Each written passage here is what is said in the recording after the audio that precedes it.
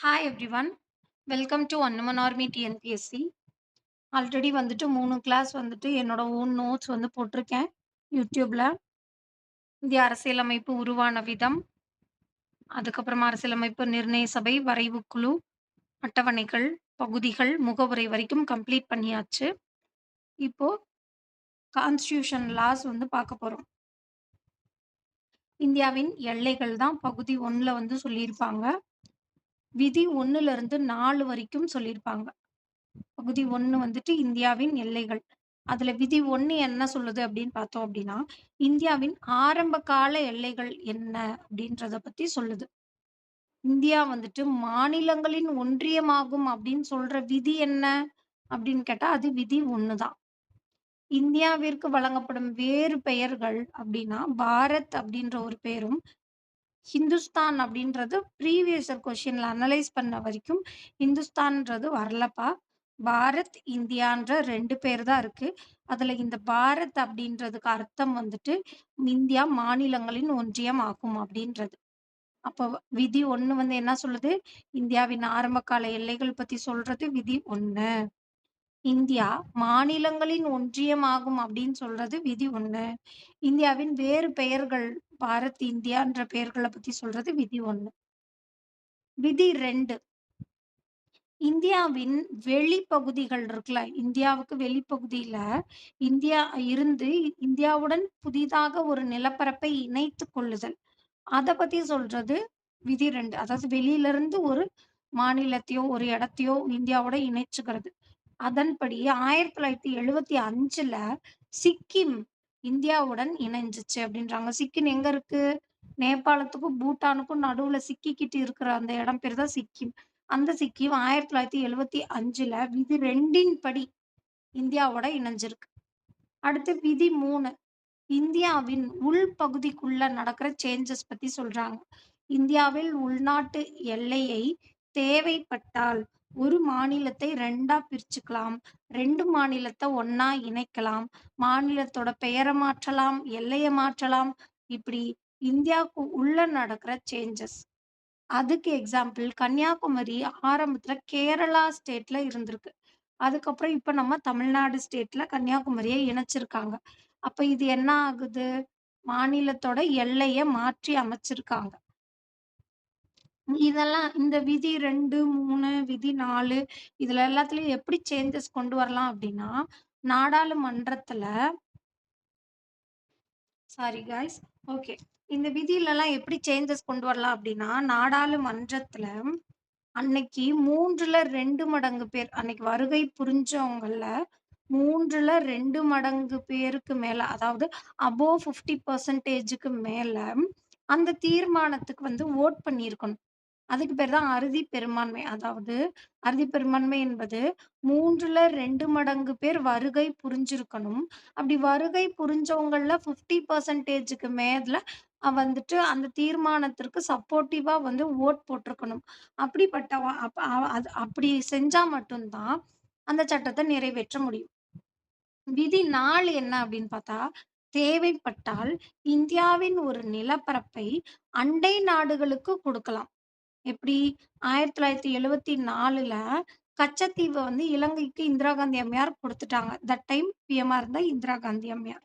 அது ஏன் அப்டின்னா, இப்போ வந்துட்டு ஒரு கடல் எல்லை வந்துட்டு ஒரு மாநிலத்துக்கு இவ்வளதான் அப்படின்னு சொல்லிட்டு பிரிச்சிருப்பாங்க. ஒரு நாட்டுக்கு. அப்படி பார்த்தா, அந்த கச்சத்தீவு வந்து அந்த அந்த கடல் டிஸ்டன்ஸ் இருக்கிற ராமேஸ்வரத்துக்கும், நம்ம இந்தியா பார்டருக்கும் இருக்கிற அந்த கடல் எல்லைய 2ஆ டிவைட் பண்ணுவாங்க. 2ஆ டிவைட் பண்ணும்போது, கச்சத்தீவு இருக்கிற ஏரியா வந்து இலங்கைக்கு பக்கத்துல இருக்கறனால, கச்சத்தீவு இலங்கைக்கு போயிரும். இதுல வந்து இவங்களோட தவறு வந்து எதுவுமே இல்ல.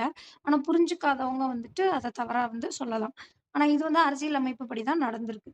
அந்த விதி என்ன? தேவைப்பட்டால் இந்தியாவின் ஒரு நிலப்பரப்பை அண்டை நாட்டுக்கு குடுக்கலாம் அப்படின்றது 1974ல கச்சத்தீவு இலங்கைக்கு கொடுக்கப்பட்டது. அது விதி 4ன் படி. இப்போ விதி 2 இருக்கு இல்லையா? விதி 2 என்ன? இந்தியாவோட வெளிப்பகுதி இணைப்பு. விதி 3 இந்தியாவின் உள்நாட்டு எல்லையில மாற்றம். இது 2ம் நம்ம செஞ்சோம். விதி 2 மற்றும் 3ஐ மாற்றினால், அட்டவணை 1 மற்றும் 4ல மாற்றம் ஏற்படுமா? அட்டவணை 1 என்ன? இந்தியாவோட ஸ்டேட்ஸ் அண்ட் யூனியன் டெரிட்டரீஸ். அட்டவணை 4 என்ன?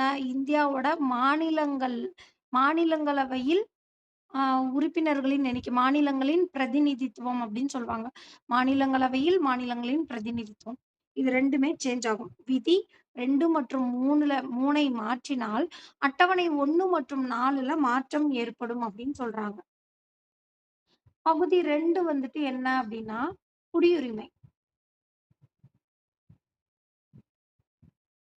பகுதி 2 குடியுரிமை. சிவிக்ஸ் அப்படின்ற லத்தீன் வார்த்தையிலிருந்து தோன்றுனது தான் சிட்டிசன் என்ற குடிமகன். சிவிக்ஸ்ன்றது ஒரு லத்தீன் வேர்டு. அதோட அது வந்து அதிலிருந்து அந்த சிவிக்ஸ்ன்ற வேர்டுல இருந்து தான் சிட்டிசன்ற குடிமகன் அப்படின்ற வார்த்தை தோன்றியிருக்கு அப்படின்னு சொல்றாங்க. சிவிக்ஸ் என்பதன் பொருள் என்ன அப்படின்னு பார்த்தோம்னா, நகர அரசில் வசிப்பவர் அல்லது குடியிருப்பவர். இல்லாட்டினா ரோமானிய அரசில் வசிப்பவர் அல்லது நாடுகளின் உறுப்பினர். இப்படியெல்லாம் அதுக்கு மீனிங் இருக்கு. குடியுரிமை இங்கிலாந்து அரசியலமைப்பிலிருந்து எடுக்கப்பட்டது. முகவுரை வந்து எங்க இருந்து எடுத்திருக்காங்க? அமெரிக்க அரசியலமைப்புலருந்து. அதுக்கடுத்து 2ண்ட் வர்ற குடியுரிமை இங்கிலாந்து அரசியலமைப்பிலிருந்து எடுக்கப்பட்டது. பாராளுமன்றம் பாராளுமன்றம் தான் நாடாளுமன்றம். 1955ல இந்திய குடியுரிமை சட்டத்தை இயற்றியது. ஏன் அப்டின்னா, குடியுரிமை சட்டத்தை இயற்றுறது வந்து யாரு அப்டின்னா, நாடாளுமன்றம் தான். குடியுரிமையில என்ன சேஞ்சஸ் கொண்டு வரணும், என்ன பண்ணணும், ஏது பண்ணணும் எல்லாமே நாடாளுமன்றத்த சேர்ந்தது தான். பாராளுமன்றம் 1955ல இந்திய குடியுரிமை சட்டத்தை இயற்றுது. இச்சட்டம் குடியுரிமை பெறுதலுக்கான 5 வழிகள பத்தியும், குடியுரிமை இழத்தலுக்கான 3 வழிகள் பற்றியும் குறிப்பிடுகிறது. இப்ப இந்தியால குடியுரிமை அப்படின்னு பார்த்தோம் அப்படின்னா, இந்தியா முழுவதும் ஒரே மாதிரியான ஒற்றை குடியுரிமை தான் வழங்கப்படுதுன்னு சொல்றாங்க. இப்ப இந்த ஒற்றை குடியுரிமை அப்படிங்கிறது, குடியுரிமை வந்துட்டு இங்கிலாந்துல இருந்து எடுக்கப்பட்டது. ஒற்றை குடியுரிமை வந்து பிரிட்டன் அரசியலமைப்புல இருந்து எடுக்கப்பட்டது தான் ஒற்றை குடியுரிமை. முன்னுரிமை வரிசைப்படி குடியரசுத் தலைவர் தான் நம்ம நாட்டோட முதல் குடிமகன் அப்படின்னு சொல்றாங்க. இந்திய மக்களை இந்திய குடிமக்கள் என்றும், அயல்நாட்டவர் என்றும் 2ஆ பிரிக்கலாம் அப்படின்னு சொல்றாங்க. இந்திய குடிமக்கள் நாட்டின் அங்கத்தினர் ஆவார். அவர்கள் முழுமையான குடிமை மற்றும் அரசியல் உரிமைகளை பெறுகிறார்கள். அதே அயல்நாட்டவருக்கு இந்த உரிமைகள்லாம் கிடைக்காது அப்படின்னு சொல்றாங்க. குடியுரிமைய வந்துட்டு 2ஆ பிரிக்கிறாங்க. ஒண்ணு இயற்கை குடியுரிமை, இன்னொன்னு இயல்பு குடியுரிமை. இயற்கை குடியுரிமைனா பிறப்பால் இயற்கையாக பெறப்படுவது இயற்கை குடியுரிமை. இயல்பு குடியுரிமைனா இயல்பாக விண்ணப்பித்து பெறப்படுவது இயல்பு குடியுரிமை. பிறப்பாலேயே கிடைச்சா அது இயற்கை குடியுரிமை. விண்ணப்பித்து கிடைச்சா அது இயல்பு குடியுரிமை. கன்ஃப்யூஸ் பண்ணிக்க கூடாது. அடுத்து ஒற்றை குடியுரிமை நான் ஆல்ரெடி சொல்லிட்டேன். பிரிட்டன் அரசியலமைப்பிலிருந்து எடுக்கப்பட்டது. ஒற்றை குடியுரிமைனா என்ன? ஒன்றிய அரசு குடியுரிமை ஆகும். அதாவது தேசிய குடியுரிமை மட்டும் தான் நமக்கு இருக்கு. மாநில குடியுரிமை அப்படின்றதெல்லாம் கிடையாது. இப்ப தேசிய குடியுரிமை மட்டும் பெற்றுள்ள நாடுகள் அப்படின்னு பார்த்தோம்னா, இந்தியா, இங்கிலாந்து, பிரான்ஸ். இங்கிலாந்துல இருந்து தான் குடியுரிமை எடுத்திருக்கோம். Britain, France. அப்ப இந்தியா, இங்கிலாந்து, பிரான்ஸ் ஒற்றை குடியுரிமை. இப்ப இரட்டை குடியுரிமையான தேசிய குடியுரிமை மற்றும் மாநில குடியுரிமை பெற்றுள்ள நாடுகள் என்ன அப்படின்னு பார்த்தோம்னா, யுனைட்டட் ஸ்டேட்ஸ் ஆஃப் அமெரிக்காவும், சுவிட்சர்லாந்தும். ஓகே. இப்ப விதி 5 பார்க்கலாம். இந்தியாவை வாழ்விடமாக கொண்டவர்களுக்கு அப்படின் வசிப்பிடம் மூலம் அல்லது பிறப்பின் அடிப்படையில குடியுரிமை வழங்குது. விதி 5 வந்து எத பத்தி சொல்லுது அப்படின்னா, பிறப்பின் மூலமும், வசிப்பிடம் மூலமும் குடியுரிமை பெறுதல் அப்படின்றத பத்தி சொல்லுது. விதி 6 என்ன சொல்லுது அப்படின்னா, பாகிஸ்தான்லருந்து இந்தியாவுக்கு வந்த நபர்களுக்கான குடியுரிமை. இது எப்படி அப்படின்னா, பிரிக்கப்படாம இந்தியா வந்து இருந்திருக்கும் இல்லையா? அந்த இந்தியால இருந்திருப்பாங்க. அதுக்கப்புறம் இந்தியா, பாகிஸ்தான் பிரிவினைக்கு பிறகு, அந்த பாகிஸ்தான் ரீஜியன் இருக்கும்ல, அந்த ஏரியா. அந்த ஏரியாலருந்து இல்ல, இல்ல நாங்க இந்தியாவுக்கே வந்துர்றோம் அப்படின்னு சொல்லிட்டு வர விரும்புனாங்க இல்லையா? அவங்களுக்கான குடியுரிமை தான் இந்த விதி 6. இந்த விதி 6ஓட கண்டிஷன் என்ன அப்டின்னா, அப்படி ரிட்டர்ன் வர்றவங்க 19/7/1948க்குள்ள இந்தியாக்குள்ள வந்திருக்கணும் அப்படின்னு சொல்றாங்க. விதி 7 இதுவும் அதேதான். இந்தியா, பாகிஸ்தான் 2ஆ பிரிச்சாங்கல்ல. அப்போ இந்தியால இருக்க சில பேர் இல்ல, இல்ல நாங்க பாகிஸ்தானுக்கே போறோம்ன்னு போயிருக்காங்க. போயிட்டு என்ன சொல்றாங்க, ஐய்யயோ! இதுக்கு இந்தியாவே பெட்டர்ன்னு சொல்லிட்டு திரும்ப இந்தியாவுக்கு வர்றாங்க. அப்போ அப்படி இந்தியாலருந்து பாகிஸ்தானுக்கு போயிட்டு, மீண்டும் இந்தியா வந்தவர்களுக்கான குடியுரிமை பத்தி சொல்றது விதி 7. இதோட கண்டிஷன் என்ன அப்டின்னா, 1/3/1947க்கு முன்னாடி பின்னாடி அவங்க இந்தியா போயிருக்கணும். இந்தியாலருந்து பாகிஸ்தான் போயிருக்கணும். 1/3/1947க்கு பின்னாடி இந்தியாலருந்து பாகிஸ்தான் போனவங்க, அதே 19/7/1948க்குள்ள இந்த விதி 6ல சொன்னாங்கல்ல, அதே டேட்டுக்குள்ள திரும்பியும் வந்துரணும் அப்டின்னு சொல்றாங்க. இப்ப இந்தியாலருந்து நிரந்தரமா நீ பாகிஸ்தானுக்கு போயிட்டியா, உனக்கு இங்க குடியுரிமை கிடையாது. ஆனா பாகிஸ்தான்லருந்து திரும்பியும் நான் வந்துட்டு 19/7/1948க்குள்ள வந்துர்றேன் அப்டின்னா, வந்துக்கோ. உனக்கு இங்க குடியுரிமை இருக்கு அப்டின்னு சொல்றாங்க.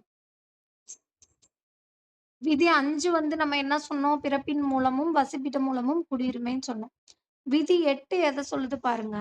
மரபு வழி குடியுரிமை அல்லது வெளிநாடு வாழ் இந்தியர் குடியுரிமை என்ஆர்ஐ நான் ரெசிடென்ட் இந்தியன். மரபு வழி அதாவது அவங்க அம்மா, அப்பா யாராவது வந்துட்டு இந்தியர்களா இருந்திருக்கலாம். அவங்களுக்கான குடியுரிமைய பத்தி சொல்றது விதி 8. பிரிக்கப்படாத இந்தியால பிறந்து, பின் வெளிநாட்டுல தங்கியிருக்கிற ஒரு நபரு, அங்க இருக்கிற இந்திய வெளியுறவு தூதரகத்துல போய் பதிவு செய்யணுமா. எங்க அம்மாவோ, எங்க அப்பாவோ வந்துட்டு இந்தியர் தான். அதனால நானும் வந்துட்டு இந்திய குடியுரிமையே வாங்கிக்கிறேன். அப்படின்னு சொல்லிட்டு, அந்த இந்திய வெளியுறவு தூதரகத்துல போயி, அவங்க இருக்கிற நாட்டிலேயே போய் பதிவு செய்யணும். அப்படி பதிவு செஞ்சு குடியுரிமை வாங்கிக்கலாம். அதுதான் மரபு வழி குடியுரிமை. இதுக்கு கண்டிஷன் என்ன அப்படின்னா, 2 இயர்ஸ்க்கு டெம்பரரியா தான் குடியுரிமை தருவாங்க. அதுக்கப்புறம் தான் பெர்மனன்ட் குடியுரிமை கிடைக்கும். விதி 9 வந்து எத பத்தி சொல்லுது அப்படின்னா, குடியுரிமை ரத்த பத்தி சொல்லுது. குடியுரிமை ரத்து வந்து 3 வழிகள்ல நடைபெறுது நமக்கு தெரியும். வேறு ஒரு நாட்ல குடியுரிமை பெற்றால் இந்திய குடியுரிமை ரத்து செய்யப்படும் அப்படின்னு சொல்றாங்க. வேறு ஒரு நாட்ல நம்ம குடியுரிமை வாங்கிட்டோம் அப்படின்றப்ப நம்மளோட குடியுரிமை அதுவே தானாகவே ரத்தாயிரும். குடியுரிமை இழத்தலுக்கான 3 வழிகளும் இருக்கு. குடியுரிமை இழத்தல், துறத்தல், முடிவுக்கு கொண்டு வரல். அது என்னன்றது பேக் சைட்ல பார்க்கலாம். இங்க வந்து கன்ஃப்யூஸ் ஆகும். எனக்கு இந்த இழத்தல், துறத்தல், முடிவுக்கு கொண்டு வரல். இது வந்து எனக்கு 3மே கன்ஃப்யூஸ் ஆகும். அதனால அது வந்து பேக் சைட்ல எக்ஸ்ப்ளைன் நான் பண்றேன். அடுத்து விதி 10 பாராளுமன்ற முறைப்படியே குடியுரிமை பெறுதல் மற்றும் இழத்தல் நடைபெறும். குடியுரிமை 9 என்ன சொல்லுச்சு? குடியுரிமை இறத்தல். எ அ குடியுரிமை வந்துட்டு ரத்து வந்து வேறு ஒரு நாட்ல குடியுரிமை பெற்றால் இந்திய குடியுரிமை ரத்து செய்யப்படும்ன்றது விதி 9. விதி 10 வந்து பாராளுமன்ற முறைப்படி தான் குடியுரிமை பெறுதலும், இழத்தலும் நடைபெறும் அப்படின்னு சொல்றாங்க. விதி 5 முதல் 8 வரை இந்திய குடிமக்களாக கருதப்படும் ஒவ்வொரு நபரும் இந்திய குடிமக்களாகவே ஏதாவது ஒரு கிரைட்டீரியால இருந்தா கூட அவங்க இந்திய குடிமக்கள் தான் அப்படின்னும் சொல்றாங்க. விதி 11 குடியுரிமை தொடர்பாக சட்டம், விதிகள் இயற்ற, குடியுரிமையை நீக்க, குடியுரிமை வாங்க பாராளுமன்றத்திற்கு மட்டும் தான் அதிகாரம் இருக்கு. குடியுரிமையில நான் என்ன சேஞ்சஸ் கொண்டு வரணும் அப்படின்னாலும், அதுக்கு பாராளுமன்றத்திற்கு மட்டும் தான் உரிமை இருக்கு. இந்திய குடியுரிமை சட்டம் 1955 குடியுரிமை பெறுதலுக்கான 5 வழிகளையும், குடியுரிமை இழத்தலுக்கான 3 வழிகளையும் சொல்லுது. அத பத்தின அட்டவணை தான் இது. 1955ன் படி குடியுரிமை பெறுதலுக்கான 5 வழிகள். 1955ன் படி குடியுரிமை இழத்தலுக்கான 3 வழிகள். இந்த குடியுரிமை பெறுதல் வந்து பாருங்க, பிறப்பின் மூலம், மரபு வழி மூலம், பதிவு செய்தல் மூலம், இயல்பூட்டுதல் மூலம், நிலப்பகுதி இணைப்பு மூலம் குடியுரிமை பெறலாம். குடியுரிமை இழத்தல் வந்துட்டு குடியுரிமைய தானா முன்வந்து துறக்கலாம். குடியுரிமைய முடிவுக்கு கொண்டு வந்துரலாம். குடியுரிமையை இழக்கலாம். இல்லாட்டி நீங்குதல், இல்லாட்டி மறுத்தல் அப்டின்னா, கவர்மெண்ட்டே வந்துட்டு இவன் சரியில்லாதால இவனுக்கு இங்க குடியுரிமை கிடையாதுன்னு சொல்லி ரத்து பண்றது. அதான் வந்து இது. இப்ப 5 முதல் 8 வரை குடியுரிமை பெறுதல் பற்றி குறிப்பிடுதாம். விதி 9 வந்து குடியுரிமை இழத்தல் பத்தி குறிப்பிடுது. குடியுரிமை இதுவரை வந்துட்டு 9 முறை திருத்தப்பட்டிருக்கு. விதி 9 குடியுரிமை இழத்தல் பத்தி சொல்லுதா? குடியுரிமை எத்தன முறை திருத்தப்பட்டிருக்குனாலும் 9 முறை தான்.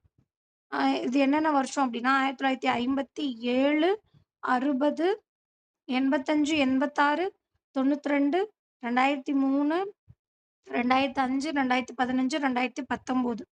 இதுக்கு வந்து எப்படி ஷார்ட்கட் வச்சுக்கலாம் அப்டின்னா, 57, 60ன்னு சொல்லிட்டு 8த் வரைக்கும் வந்துட்டு நான் மார்க் எடுத்துட்டு இருந்தேன். ஆனா வந்துட்டு 9த், 10த் போனதும் நல்லா படிக்கணும் அப்படின்னு ஒரு கான்செப்ட் வருது. அப்ப 57, 60ன்னு மார்க் எடுத்துட்டு இருந்தேன்னா, 85, 86 92ன்னு மார்க் எடுக்க ஆரம்பிச்சுட்டேன். 57, 60 அப்படின்றது 60ன்றது வந்துட்டு மீடியமா படிக்கிறவங்க. இப்போ 57, 60 57, 60ன்னு மார்க் எடுத்துட்டு இருந்தேன்னா, 85, 86, 92ன்னு மார்க் எடுக்க ஆரம்பிச்சுட்டேன். 3 ரேங்க், 5த் ரேங்க் வந்துட்டேன். இதுக்கு முன்னாடி எப்படி ரேங்க் எடுத்துட்டு இருந்தேன் அப்படின்னா, 15வது ரேங்க், 19வது ரேங்க் எடுத்துட்டு இருந்தேன்னா, இப்ப 3வது ரேங்க், 5வது ரேங்க் வந்துட்டேன். அவ்வளோதான். இப்ப 2015ல கொண்டு வரப்பட்ட திருத்தம் வந்துட்டு பிப்ரவரி 27ல கொண்டு வந்தது அப்படின்னு சொல்றாங்க. 2019ல கொண்டு வரப்பட்ட குடியுரிமை திருத்தச் சட்டம், உள்துறை அமைச்சர் அமித்ஷாவால கொண்டு வரப்பட்டது. அது வந்து எப்ப சட்டமாச்சு அப்படின்னா, ஜனவரி 10, 2020ல நடைமுறைக்கு வந்துச்சு. இந்திய குடிமக்களுக்கான அடிப்படை உரிமைகள் வந்து மொத்தமா 5 இருக்கு. இது இந்திய குடிமக்களுக்கு மட்டும் ஸ்பெசிஃபிக்கா இருக்கு. அந்த விதிகள் என்னென்னன்னு பார்க்கலாம். விதி 15, 16, 19, 29, 30. இப்போ 15, 30 15ன் மடங்கு 30. அந்த மாரி 19, 29 19ல 10 கூட்டுனா 29. அப்போ 15க்கு அப்புறம் வர நம்பர் 16. 15 போடும்போதே அங்க 30 போட்டுறணும். 19 போடும்போது 29 போட்டுறணும். இதான் இந்திய குடிமக்களுக்கான அடிப்படை உரிமைகள். இந்தியா காமன்வெல்த் குடியுரிமை சட்டம் வந்துட்டு 1955ல கொண்டு வருவாங்க. காமன்வெல்த் அப்படின்னு சொல்லிட்டு ஒரு குடியுரிமை சட்டம். அந்த குடியுரிமை சட்டத்த 6வது திருத்தம் குடியுரிமை திருத்தச் சட்டம் 6வது திருத்தம் 2003ல நீக்கிட்டாங்க அப்படின்னும் சொல்றாங்க. ஆகஸ்ட் 1, 2014 இருக்கு இல்லையா? அதிலிருந்து தமிழ் வந்து நீதிமன்ற மொழியாக அமலுக்கு வந்தது அப்படின்றது ஒரு எக்ஸ்ட்ரா பாயிண்ட் நோட் பண்ணிக்கோங்க. இப்ப குடியுரிமை பெறுதல் மொத்தம் 5 வழி இருந்துச்சு இல்லையா? அத பத்தி பார்க்கலாம். பிறப்பால் குடியுரிமை. இந்தியால 1950 ஜனவரி 26 அது என்ன நமக்கு குடியரசு தினம் நமக்கு தெரியும். அன்று அல்லது அதற்கு பிறகு அதே சமயம் 1987 ஜூலை 1க்கு முன் பிறந்த ஒரு நபர், அவரது பெற்றோர்கள் எந்த நாட்டவர் ஆயினும், "நீ இந்தியால பிறந்துட்டியா? இந்தா உனக்கு இந்திய குடியுரிமை" அப்படின்னு தாராளமா அள்ளி இறைச்சிருக்காங்கப்பா. அதுக்கப்புறமா 1987 ஜூலை 1 மற்றும் அதன் பின் இந்தியாவில் பிறக்கும் குழந்தையின் பெற்றோரில் ஒருவர், அம்மாவோ, அப்பாவோ 2 பேத்துல யாராவது ஒருவர் அச்சமயத்துல இந்திய குடிமகனாக இருத்தல் வேண்டும் அப்படின்ற ரூல்ஸுக்கு கன்வெர்ட் பண்றாங்க. 1987 ஜூலை 1க்கு அப்புறம். அப்புறம் குடியரசு வாங்கி இவ்வளோ நாள் கழிச்சு தான் கொஞ்சம் அறிவு வருது. அதுக்கப்புறம் 2004 டிசம்பர் 3 மற்றும் அதன் பின் இந்தியாவில் பிறந்தவர்கள் பிறப்பால குடியுரிமை பெறுகிறாங்க. அல்லது பெற்றோரில் ஒருவர் இந்திய குடிமகனாகவும், மற்றொருவர் சட்டவிரோதமாக இந்தியாக்குள்ள இடம் பெறாதவங்களாக இல்லாதிருந்தால் தான் அவங்களுக்கு குடியுரிமை. அப்படின்ற மாரி கொண்டு வராங்க. அதாவது பிறப்பால் குடியுரிமையே 3 டைம் வந்துட்டு சேஞ்ச் பண்ணியிருக்காங்க அப்படின்ற மாரி வச்சுக்கலாம். ஃபர்ஸ்ட்டு நமக்கு எடுத்தோனே குடியரசு நம்ம இந்தியாவுக்கு வந்துட்டு இண்டிபெண்டன்ஸ் வந்துட்டு கிடைச்சிருச்சு. சாரி ரிப்பப்ளிக் வந்து கிடைச்சிருச்சு. அதனால அந்த குஷியில ஜனவரி 26, 1950லிருந்து ஜூலை 1, 1987 வரைக்கும் இங்க பிறக்கிற எல்லா குழந்தைகளும், அவங்க அம்மா, அப்பா எந்த நாட்டவரா இருந்தாலும், "நீ இங்க பிறந்துட்டியா? இந்தா உனக்கு இந்திய குடியுரிமைன்னு" குடுக்குறாங்க, பிறப்பின் மூலம். அதுக்கப்புறமா கொஞ்சம் திங்க் பண்றாங்க. இது கரெக்ட்டா வரல. அதனால ஜூலை 1, 1987லிருந்து இந்தியால பிறக்கிற ஒரு குழந்தைன்னா, அவங்க பெற்றோர்ல யாராவது ஒருத்தர் வந்துட்டு, அந்த சமயத்துல இந்திய குடிமகனாக இருக்கணும் அப்படின்ற ஒரு ரூல்ஸ் கொண்டு வராங்க. அதனால என்ன ஆகுது அப்படின்னா, நெறைய பேர் இல்லீகலா வந்துட்டு இந்தியாக்குள்ள நுழைய ஆரம்பிக்கிறாங்க. அதனால 2004 டிசம்பர் 3ல என்ன செய்றாங்க அப்படின்னா, "நீ வந்துட்டு இங்க இந்தியால பிறக்குற. உனக்கு பிறப்பால குடியுரிமை வேணும் அப்படின்னா, உன் பெற்றோர்ல யாராவது ஒருத்தர் இந்திய குடிமகனா இருக்கணும். அட் த சேம் டைம் இன்னொருத்தர் வந்து சட்டவிரோதமா இந்தியாக்குள்ள அதுக்காக வந்தவரா இருக்கக்கூடாது. இப்போ உங்க அம்மா வந்து இந்திய குடிமகனா இருக்காங்கன்றக்காக, உங்க அப்பா எந்த கிரைட்டீரியாவுமே இல்லாம இங்க வந்தவரா இருக்கக்கூடாது. ஒண்ணு அவரு இங்க குடியுரிமை வாங்கியிருக்கணும். இல்லாட்டினா வேற ஒரு நாட்ல குடியுரிமை வாங்கியிருக்கணும். சட்டவிரோதமா இங்க தங்கிட்டு இருக்கக்கூடாது அப்படின்ற ரூல்ஸ் கொண்டு வராங்க. அடுத்து வம்சாவளி மூலம். அதே 1950 ஜனவரி 26 அப்ப இருந்து 1992 டிசம்பர் 10க்கு முன்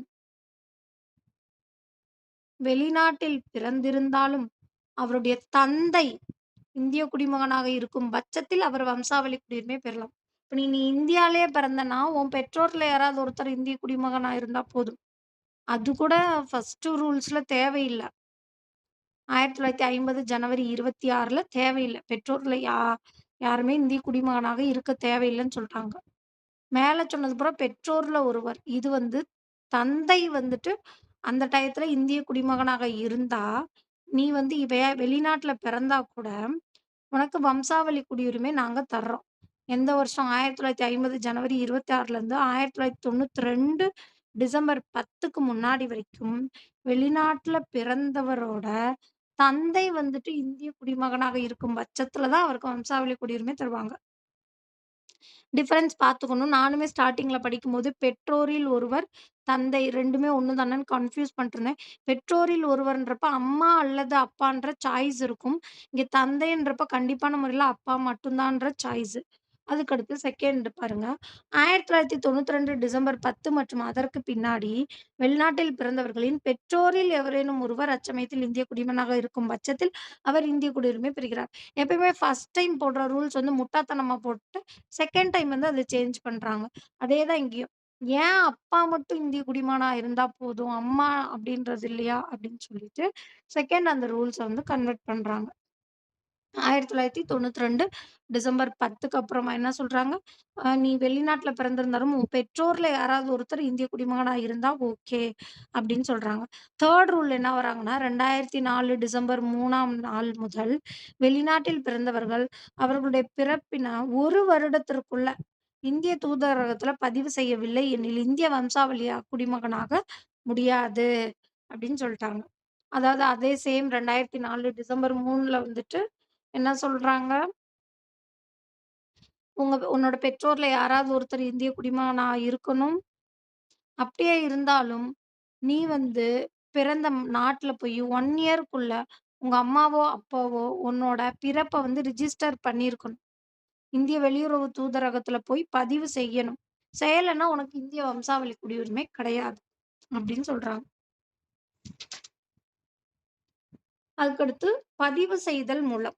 இந்திய வம்சாவளியை சேர்ந்த ஒரு நபர் எந்த ஒரு நாட்டில் வசித்தாலும் அல்லது பிரிக்கப்படாத இந்தியாவிற்கு வெளிப்பகுதியில் வசிப்பவராக இருந்தாலும் பதிவு செய்தல் மூலம் குடியுரிமை பெறலாம்.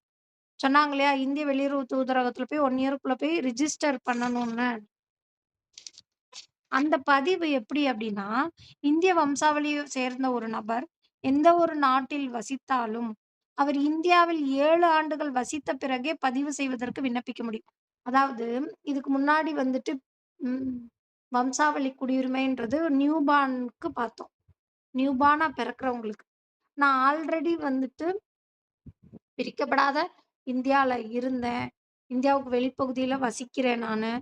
ஆ நான் இப்ப பிறந்தவன் கிடையாது. ஆனா, எனக்கு நான் எப்படி வந்துட்டு பதிவு செஞ்சு குடியுரிமை வாங்கிக்கலாம் அப்படின்னா, நான் 7 இயர்ஸ் வந்துட்டு இந்தியால வசிக்கணும்.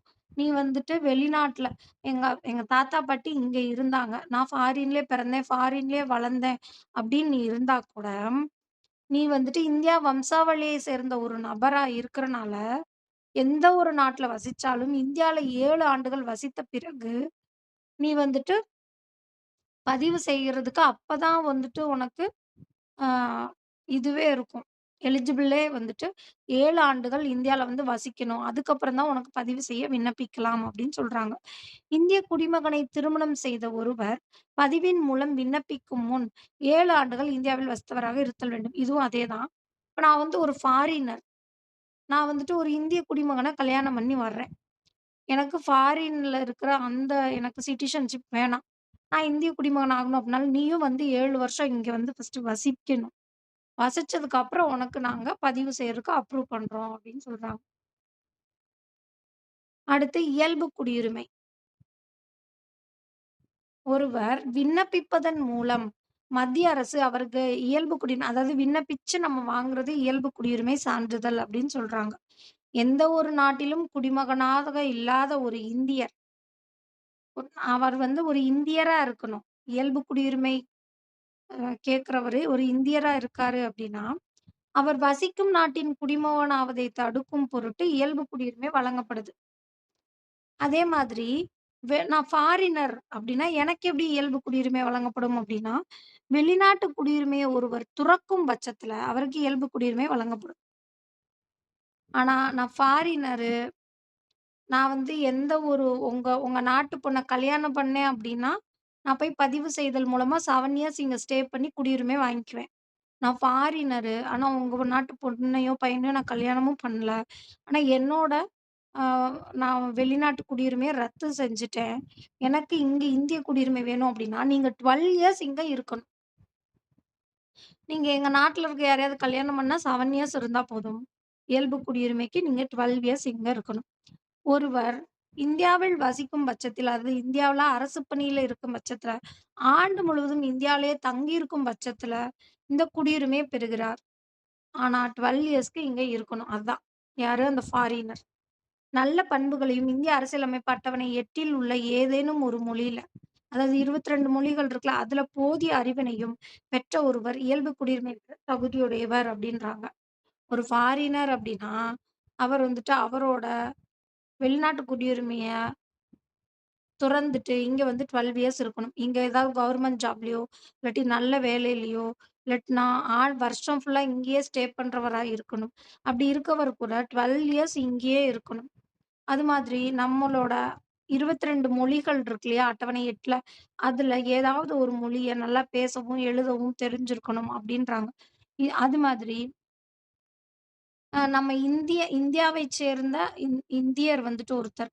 எந்த ஒரு நாட்டிலயுமே குடிமகனாக இல்லாத ஒரு இந்தியர் வந்துட்டு, அவர் வசிக்கும் நாட்ல குடிமகன் ஆவதை தடுக்கும் பொருட்டும் இந்த இயல்பு குடியுரிமை தர்றாங்க, அப்படின்னு சொல்றோம். அடுத்து, பிற தேசங்கள் இணைத்தல் மூலம் பெறும் குடியுரிமை. எந்த ஒரு வெளிநாட்டு பகுதியும் இந்தியாவுடன் இணையும்போது, இந்திய அரசு அப்பகுதி மக்களை இந்திய குடிமக்களாக ஏற்றுக்கொள்கிறது.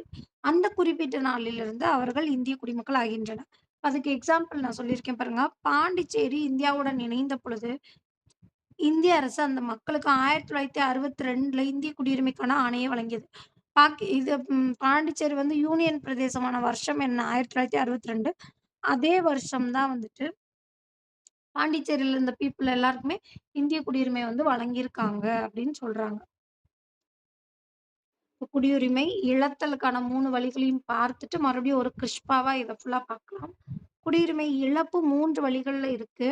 இந்திய அரசியலமைப்பு பகுதி 2ல விதி 5 முதல் 11 வரையிலான விதிகள் வந்துட்டு, குடியுரிமை இழத்தல் பத்தி சொல்லுது. ஃபர்ஸ்ட் விதி வந்துட்டு குடியுரிமையை துறத்தல் அப்டின்னா, தானாக முன்வந்து துறத்தல்.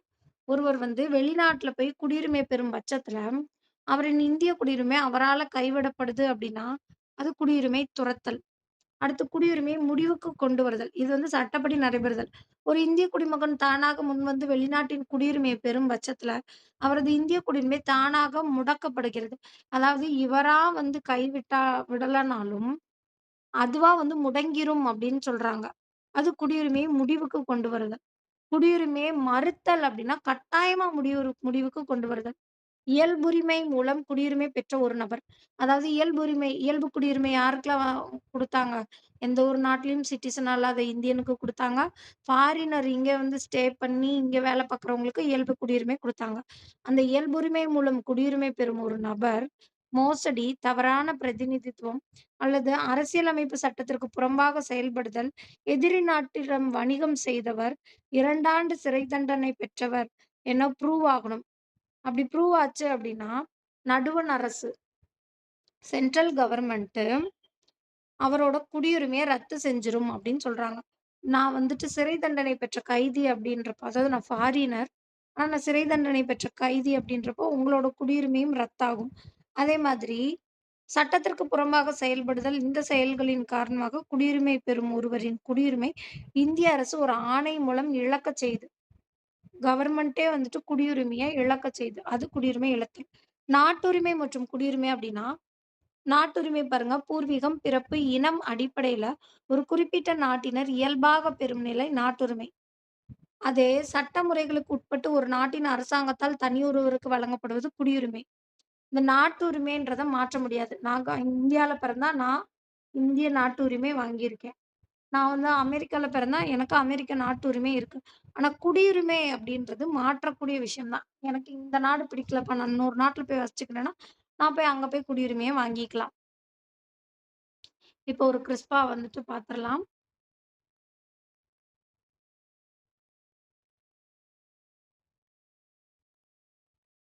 ஓகே.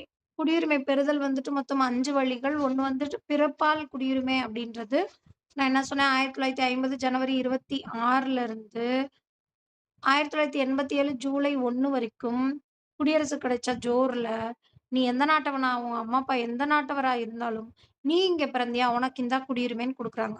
அடுத்து 1987 ஜூலை 1 அப்புறம் அதுக்கப்புறமா ஒரு அறிவு வருது. இல்ல இப்ப உன்னோட பெற்றோர்ல யாராவது ஒருவர் வந்து அச்சமயத்துல இந்திய குடிமகனா இருந்தா, நீ வந்து இங்க பிறந்தா உனக்கு இந்தா குடியுரிமை அப்படின்னு குடுக்குறாங்க. அதுக்கடுத்து 2004 டிசம்பர் 3க்கு அப்புறமா என்ன சொல்றாங்க அப்படின்னா, பெற்றோர்ல ஒருவர் இந்தியரா இருக்காரு. அப்ப இன்னொருத்தர் வந்து சட்டவிரோதமா இங்க நுழைஞ்சவரா இல்லாம இருக்கணும். அப்பனா தான் உனக்கு குடியுரிமை அப்படின்ற மாரி சொல்றாங்க. இது பிறப்பால குடியுரிமை.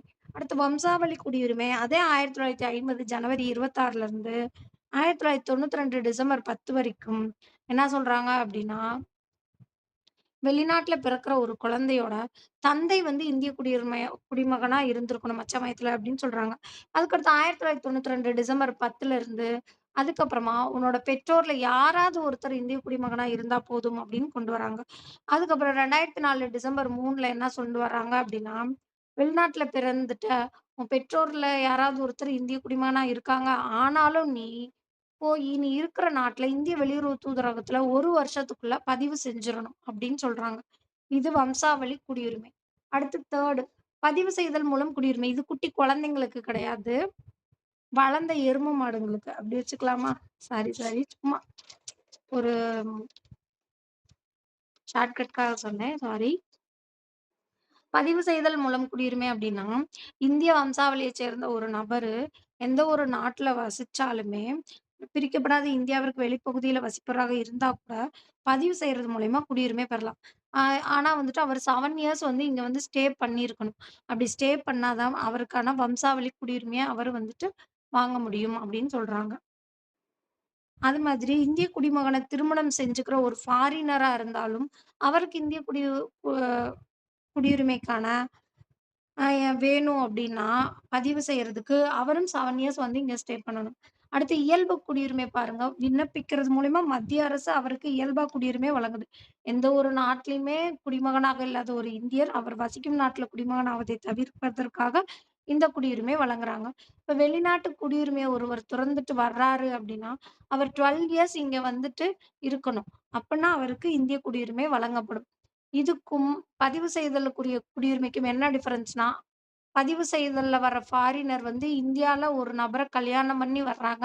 அதனால அவங்க 7 இயர்ஸ் இருந்தா போதும். ஆனா இவர் வந்துட்டு ஒரு வேலை காரணமாகவோ, இல்ல வருஷம் ஃபுல்லா இங்க தங்கி அரசு வேலை புரியிறாங்க. அந்த மாரி கிரைட்டீரியாஸ்னால இங்க வர்றவங்க 12 இயர்ஸ்க்கு வந்துட்டு இங்க இருந்தா தான் குடியுரிமை வழங்குவாங்க. அதே மாதிரி அட்டவணை 8ல இருக்க 22 மொழிகள்ல ஒரு மொழியில போதிய அறிவு பெற்றிருக்கணும். அடுத்து பிற தேசங்கள் இணைப்பு மூலம் குடியுரிமை. பாண்டிச்சேரி இந்தியா கூட இணைஞ்சுச்சா, அப்ப அங்க இருக்கிற மக்கள் எல்லாம் இந்திய குடியுரிமை பெறுறாங்க. அது எந்த வருஷம் 1962. அதான் பிற தேசங்கள் இணைத்தல் மூலம் பெறும் குடியுரிமை. குடியுரிமை இழத்தல் 3 வழிகள்ல நடைபெறும்.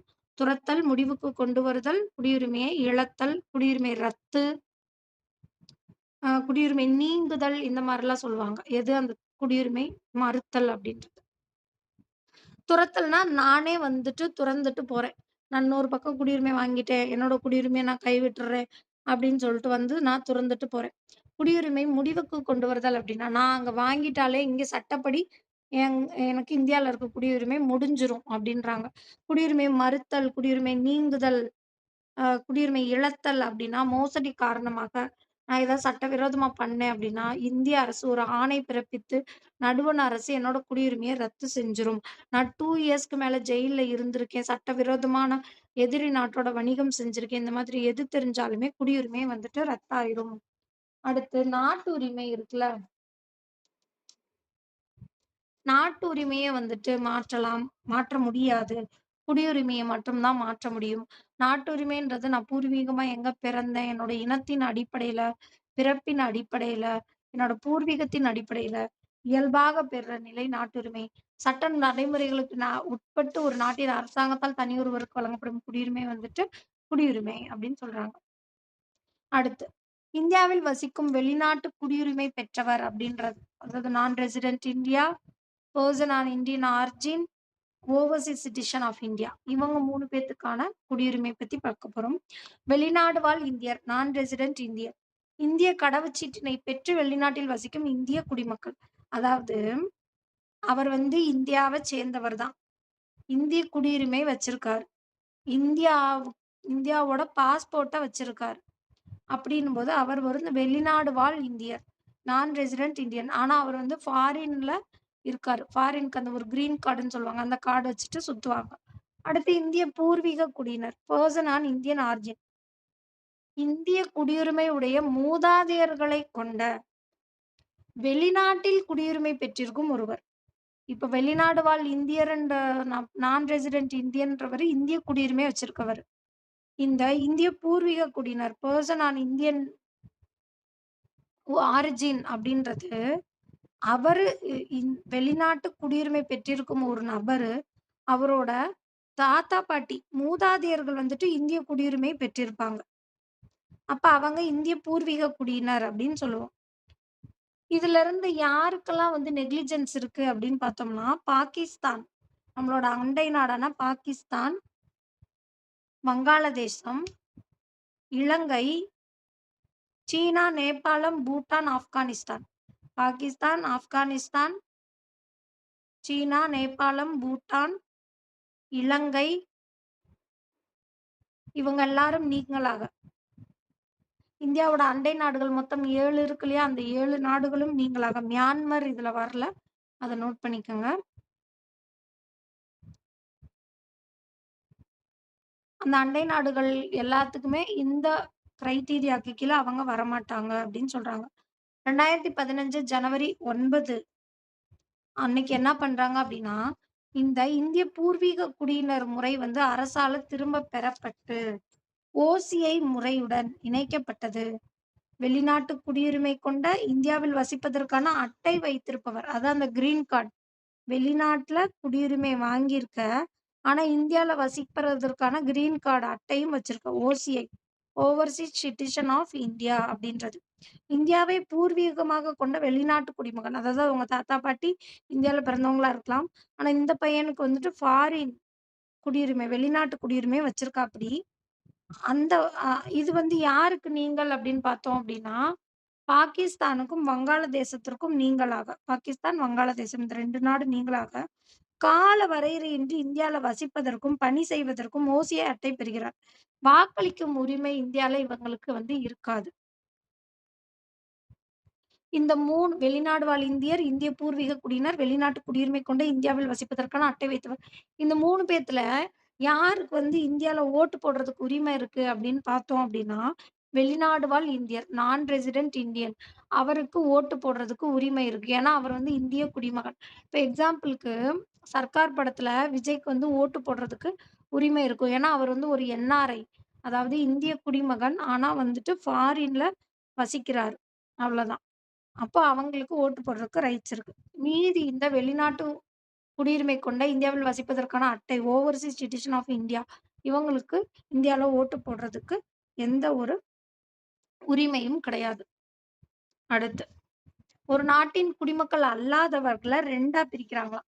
அதாவது இந்த நாட்டோட குடிமக்கள் கிடையாது. ஆனா இந்த நாட்டுக்குள்ள சுத்திட்டு இருக்காங்க. அவங்கள 2ஆ பிரிக்கிறாங்க. ஒருத்தர அந்நியர் அப்படின்னும், இன்னொருத்தர குடியேறியவர் அப்படின்னும் சொல்றாங்க. அந்நியர் அப்படின்னா, ஒரு நாட்டில் வசிக்கும் குடிமகனாக அல்லாத அனைவரும் அந்நியர் எனப்படுவர். எக்ஸாம்பிளுக்கு இப்ப அங்கருந்து இங்க ட்ரிப் ஏதாவது வந்திருப்பாங்க. இல்லாட்டி அங்கருந்து இந்தியாவுக்கு படிக்க ஃபாரின்லேருந்து இந்தியாவுக்கு படிக்க வந்தவங்களா இருக்கட்டும். ஃபாரின்லேருந்து இங்க வந்துட்டு ட்ரிப்புக்கு சுற்றுலாவுக்கு டூரிஸ்ட்டா வந்தவங்களா இருக்கட்டும். அவங்கள எல்லாம் அந்நியர் அப்படின்னு சொல்றாங்க. குடியேறியவர் அவங்க அந்நியர்ன்றத ஏலியன் அப்படின்னு சொல்றாங்க. குடியேறியவங்கள இமைகிரண்ட் அப்படின்னு சொல்லுவாங்க. ஒரு நாட்டின் எவ்வித தடையுமின்றி நிரந்தரமாக வசிப்பதற்கும், பணிபுரிவதற்கும் உரிமை பெறும் அந்நியர் குடியேறியவர் அப்படின்றாங்க. இங்கேயே வசிக்கிறாங்க, இங்கேயே வேலை பார்க்குறாங்க அப்படின்னா அவங்கள குடியேறியவர் அப்படின்னு சொல்றாங்க. வெளிநாடு வாழ் இந்தியர் தினம் பாருங்க. பிரவாசி பாரதிய தினம். இந்திய வெளியுறவுத்துறை அமைச்சகம் வந்துட்டு celebrating this in every 2 years one.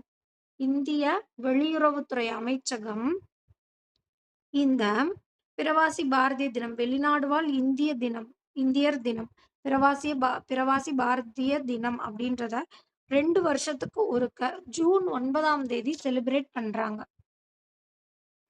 இந்தியாவின் வளர்ச்சிக்காக வெளிநாட்டில் வசிக்கும் இந்தியர்களின் பங்களிப்பினை பெரும் வகையில் கொண்டாடப்படுகிறது. மகாத்மா காந்தி தென்னாப்பிரிக்காவிலிருந்து இந்தியாவிற்கு வருகை புரிந்த தினமான ஜனவரி 9ஆம் நாள் இது கொண்டாடப்படுகிறது. இந்திய அரசின் வெளியுறவுத்துறை அமைச்சகத்தால 2 வருஷத்திற்கு ஒரு முறை இந்த பிரவாசி பாரதிய தினம் கொண்டாடப்படுகிறது. புதிய சமுதாயத்தை உருவாக்குவதில் இன்றைய இன் இளைஞர்களின் ஈடுபாட்டையும், பங்களிப்பையும் பெறுவதே உலகளாவிய குடியுரிமையின் அடிப்படையாகும். இந்த ஒரு பாயிண்ட்ட நோட் பண்ணிக்கங்க. உலகளாவிய குடியுரிமையின் அடிப்படை என்ன? புதிய சமுதாயத்தை உருவாக்குவதில் இன்றைய இளைஞர்களின் ஈடுபாட்டையும், பங்களிப்பையும் பெறுவதே உலகளாவிய குடியுரிமையின் அடிப்படை ஆகும். புதிய சமுதாயத்தை உருவாக்குவதுல இன்றைய இளைஞர்களின் ஈடுபாட்டையும், பங்களிப்பையும் பெறுவதே உலகளாவிய குடியுரிமையின் அடிப்படை ஆகும். இப்போ இந்த கிளாஸ்ல வந்துட்டு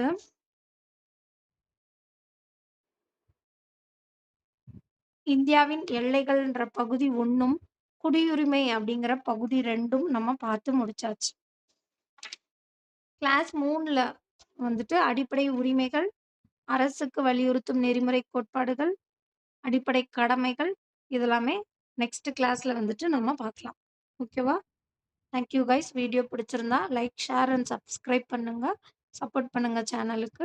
உங்க ஃப்ரெண்ட்ஸ்க்கு ஷேர் பண்ணுங்க. Thank you. பாய்.